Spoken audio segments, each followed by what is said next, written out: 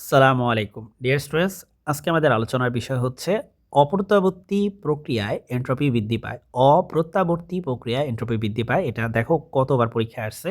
তো যাই হোক, আমাদের শুরু করতে হবে কোথা থেকে। প্রথমে দেখো অপ্রত্যাবর্তী বিক্রিয়া বলতেছি রে, অপ্রত্যাবর্তী প্রক্রিয়ায় ধরি ধরি কোনো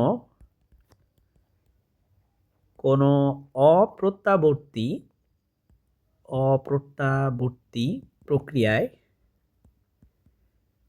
প্রক্রিয়ায় T1 তাপমাত্রায় Q1 তাপ শোষিত হয় এবং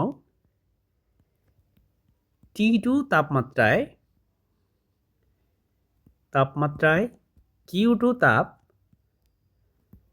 বর্জিত হয় তাহলে চক্রটির বা প্রক্রিয়াটির, যেটাই বলো, প্রক্রিয়াটির কর্মদক্ষতা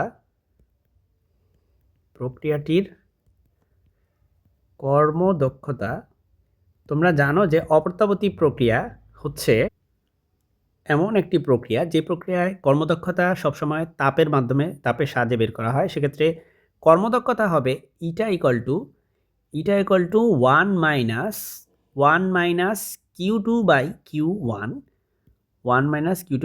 ওকে। সো Q1 এর পরিচয়, Q2 এর পরিচয় কিন্তু আমরা অলরেডি দিয়ে দিছি। Q1 হচ্ছে তোমার যেই পরিমাণ তাপ শোষিত হয়, আর Q2 হচ্ছে যে পরিমাণ তাপ বর্জিত হয়, ঠিক আছে।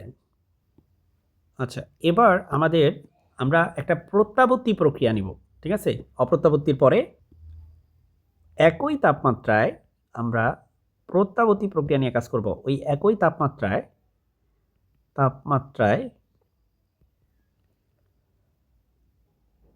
কার্যরত, আচ্ছা, তাপমাত্রা বলতে আমরা এখানে একই তাপমাত্রা বলতে বোঝাচ্ছি T1 এবং T2। এই যে T1 এবং T2 আমরা ধরে নিছি অলরেডি। T1 হচ্ছে তাপ উৎসের তাপমাত্রা, T2 হচ্ছে তাপ গ্রাহকের তাপমাত্রা। T1 ও T2 তাপমাত্রায়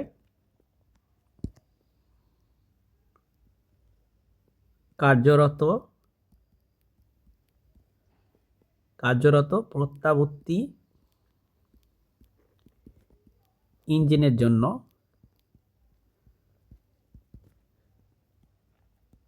জন্য কর্মদক্ষতার সূত্র কি? কর্মদক্ষতা সেটা হচ্ছে, I don't know, let's say এটাকে ইটা প্রাইম বলি, হ্যাঁ। সেটা হবে 1 মাইনাস T2 বাই T1।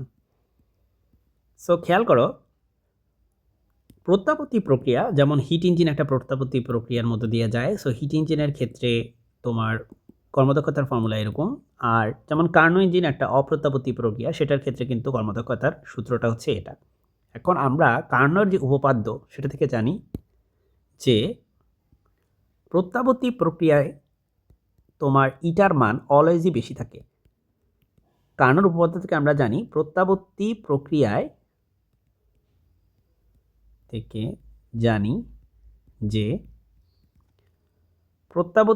যে ইটা, সেটার মান তোমার অপ্রত্যাবর্তী প্রক্রিয়ায় যে কর্মদক্ষতা বা ইটা সেটা থেকে বেশি হয়। তাহলে এই কথাটা কিন্তু ডিরেক্টলি কার্নো উপপাদ্য থেকে আমরা জানি। আমি আবারও বলতেছি, একটা প্রত্যাবর্তী প্রক্রিয়ায় যে আমাদের কর্মদক্ষতা সেটা কখনোই সবসময়ই তোমার অপ্রত্যাবর্তী প্রক্রিয়ার কর্মদক্ষতা থেকে বেশি হবে। বা উল্টা করে বললে, একটা অপ্রত্যাবর্তী প্রক্রিয়ায় যেই কর্মদক্ষতা সেটা প্রত্যাবর্তী প্রক্রিয়ায় কর্মদক্ষতা থেকে কখনোই বেশি হতে পারে না। এটাই হচ্ছে কার্নোর উপপাদ্যের মেইন কনসেপ্ট, ওকে। সো এখানে তুমি এখন যদি মান বসাও যে ইটা প্রাইম সেটা হচ্ছে এই জিনিসটা, সেটা হচ্ছে basically 1 minus T2 divided by T1, right. সেই মানটা তোমার বেশি হবে 1 মাইনাস Q2 বাই Q1 এর বেশি হবে। সো দুই পাশ থেকে তুমি এক কাজ করো, 1কে বাদ দাও, তাহলে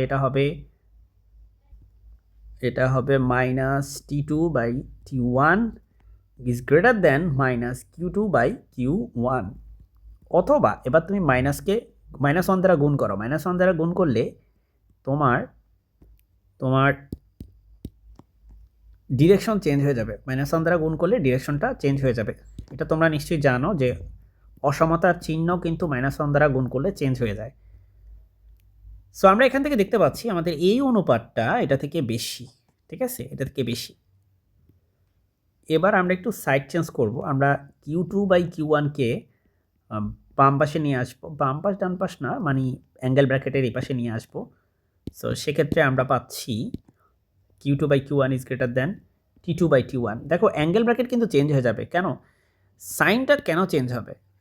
কারণ হচ্ছে, নোটিস করো এখানে এই দিকে ছিল, যদি এই বান্দা নিজেই বাম দিকে চলে আসে সো এটা কিন্তু অবশ্যই ফ্লিপ করবে। এগুলো তোমরা জানো ছোটোবেলার জিনিস, অসমতার যেই রুলস। এবার আমরা এই দুই বান্দারে সোয়াইপ করব।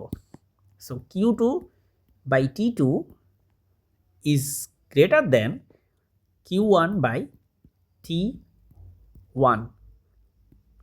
অর্থাৎ আমরা যদি এখান থেকে লিখি Q2/T2, এই জিনিসটাকে যদি আমি বাম পাশে নিয়ে আসি তাহলে এটা কি মাইনাস হয়ে যাবে না? Minus Q1/T1 is greater than 0। এখন আমরা এটা জানি যে এই Q/T এর যে অনুপাত, এটাকে আমরা এনট্রপি ফর্মুলাতে দেখছিলাম যে এনট্রপিকে আমরা এনট্রপি না, মানে এনট্রপির পরিবর্তন, যাই হোক এনট্রপির পরিবর্তন আমরা জানি যে ডেল এস ইকুয়াল টু হচ্ছে ধরেন যে Q/T, হ্যাঁ, যদিও সেখানে ডেল Q/T ছিল, সো মানে তাপের পরিবর্তন। সো এই ফর্মুলা থেকে আমরা বুঝতে পারি যে আমাদের এই Q/T এটা হচ্ছে এনট্রপিকে রিপ্রেজেন্ট করে, এটাও এনট্রপিকে রিপ্রেজেন্ট করে। তাহলে মোট এনট্রপির পরিবর্তন এখান থেকে বুঝতে পারি যে গ্রেটার দ্যান 0। তাহলে বা কাজেই এনট্রপির মোট পরিবর্তন, এনট্রপির মোট পরিবর্তন গ্রেটার দ্যান 0, মোট পরিবর্তন তোমার গ্রেটার দ্যান 0, বিকজ এটাই হচ্ছে এনট্রপির মোট পরিবর্তনকে রিপ্রেজেন্ট করে, রাইট? অর্থাৎ অপ্রত্যাবর্তী প্রক্রিয়ায় এনট্রপি বৃদ্ধি পায়, এটা প্রমাণিত। অর্থাৎ অপ্রত্যাবর্তী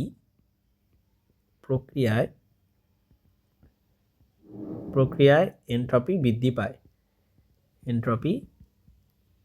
বৃদ্ধি পায়, ঠিক আছে? সো এই হচ্ছে আজকের ভিডিও, আশা করি বুঝতে পেরেছ। একদমই ছোট প্রশ্নটার উত্তর, অনেকে হয়তো মুখস্থ করেই চলে যাবা, কিন্তু একটু বুঝে বুঝে যাইও, খুবই ছোট। তোমরা যদি আমার পেইড কোর্সে ভর্তি হতে চাও তাহলে তোমরা আমার এই নাম্বার 01851012 433 এই হোয়াটসঅ্যাপ নাম্বারে আমার সাথে যোগাযোগ করবে। আসসালামু আলাইকুম।